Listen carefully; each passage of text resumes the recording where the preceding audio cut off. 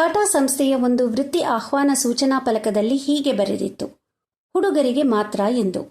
ಇದಕ್ಕೆ ಹುಡುಗಿಯರಿಗೇಕಿಲ್ಲ ಎಂಬ ಪತ್ರ ಒಂದು ಟಾಟಾ ಸಂಸ್ಥೆಯ ಮುಖ್ಯಸ್ಥರಿಗೆ ಬರೆದು ತನಗೆ ಟಾಟಾ ಉದ್ಯಮದಲ್ಲಿ ಪ್ರಥಮ ಮಹಿಳಾ ತಂತ್ರಜ್ಞರಾಗಿ ಕೆಲಸ ದಕ್ಕಿಸಿಕೊಂಡ ತನ್ನ ಪತಿ ತಮ್ಮದೇ ಚಿಂತನೆಯಲ್ಲಿ ಏನನ್ನಾದರೂ ಮಾಡಬೇಕೆಂದು ಇಚ್ಛಿಸಿದಾಗ ತಮ್ಮ ಕೈಗಳಲ್ಲಿದ್ದ 10,000 ರೂಪಾಯಿ ಬೆಲೆ ಬಾಳುವ ಚಿನ್ನದ ಬಳೆಗಳನ್ನು ಬಂಡವಾಳಕ್ಕೆ ಕೊಟ್ಟು ಮುಂದಿನ ಕರ್ನಾಟಕದ ಹಾಗೂ ಭಾರತ ದೇಶದ ಪ್ರತಿಷ್ಠೆಯನ್ನು ಮೆರೆಸುವ ಸಂಸ್ಥೆಯೊಂದರ ಹುಟ್ಟು ಮತ್ತು ಬೆಳವಣಿಗೆಗೆ ಕಾರಣಲಾದ ಇವರು ಲೋಕವನ್ನು ತಮ್ಮ ಹೃದಯ ಸಂವೇದನೆಯಲ್ಲಿ ಕಂಡ ಮಾತೃಹೃದಯಿ ಕೂಡ ಆದ ಸಾಹಿತಿಗಾರ್ತಿ.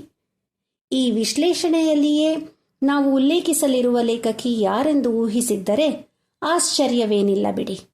ಹೌದು, ನಾವು ಇನ್ಫೋಸಿಸ್ ಸಂಸ್ಥೆಯ ನಾರಾಯಣ ಮೂರ್ತಿಯವರ ಪತ್ನಿ ಹಾಗೂ ವಿಶೇಷವಾಗಿ ಮಕ್ಕಳಿಗೆ ಅಚ್ಚುಮೆಚ್ಚಾದ ಕತೆಗಾರ್ತಿ ಸುಧಾ ಮೂರ್ತಿಯವರ ಬಗ್ಗೆ ಹೇಳುತ್ತಿರುವುದು. ಸಹಜವಾದ ವಿಷಯಗಳನ್ನು ಸರಳವಾಗಿ ಬರೆದು ಓದುಗರ ಮೆಚ್ಚುಗೆಗೆ ಪಾತ್ರರಾದ ಇವರು ಕನ್ನಡದ ಜೊತೆಗೆ ಆಂಗ್ಲ ಭಾಷೆಯಲ್ಲಿಯೂ ಕತೆ ಕಾದಂಬರಿಗಳನ್ನು ಬರೆದಿದ್ದಾರೆ. ಇಂದು 10 ಹಲವು ಊರುಗಳಲ್ಲಿ ಗ್ರಂಥಾಲಯಗಳು, ಶಾಲೆಗಳಲ್ಲಿನ ಕಲಿಕೆಯ ವ್ಯವಸ್ಥೆಗಳು, ನೈಸರ್ಗಿಕ ಸ್ವಚ್ಛತೆಯ ಸೌಲಭ್ಯಗಳು ಹೀಗೆ ಎಲ್ಲವನ್ನೂ ಇನ್ಫೋಸಿಸ್ ಫೌಂಡೇಶನ್ ಮೂಲಕ ಸಂಚಲನಗೊಳ್ಳಲು ನೀಡಿರುವ ಸುಧಾಮೂರ್ತಿಯವರ ಕೊಡುಗೆ ಸ್ಮರಣೀಯ ಹಾಗೂ ಮಹೋನ್ನತವಾದದ್ದು.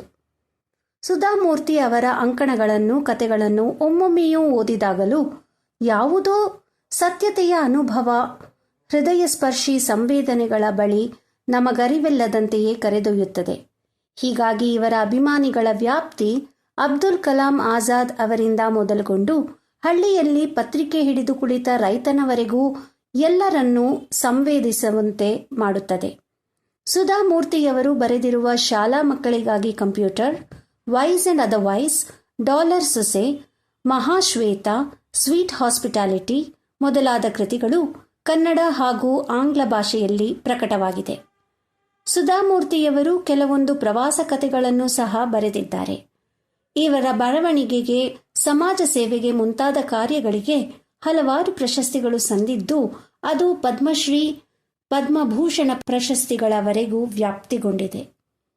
ಬನ್ನಿ, ಈ ಮಾಸದ ಕನ್ನಡ ಪುಸ್ತಕ ಪರಿಚಯದಲ್ಲಿ ಸದಾ ಸೌಜನ್ಯತೆಯಿಂದ ಸಮಾಜದ ಜೊತೆ ನಿರಂತರವಾಗಿರುವ ಸುಧಾಮೂರ್ತಿಯವರ ಕೆಲವು ಕೃತಿಗಳ ಪರಿಚಯವನ್ನು ಮಾಡಿಕೊಳ್ಳೋಣ.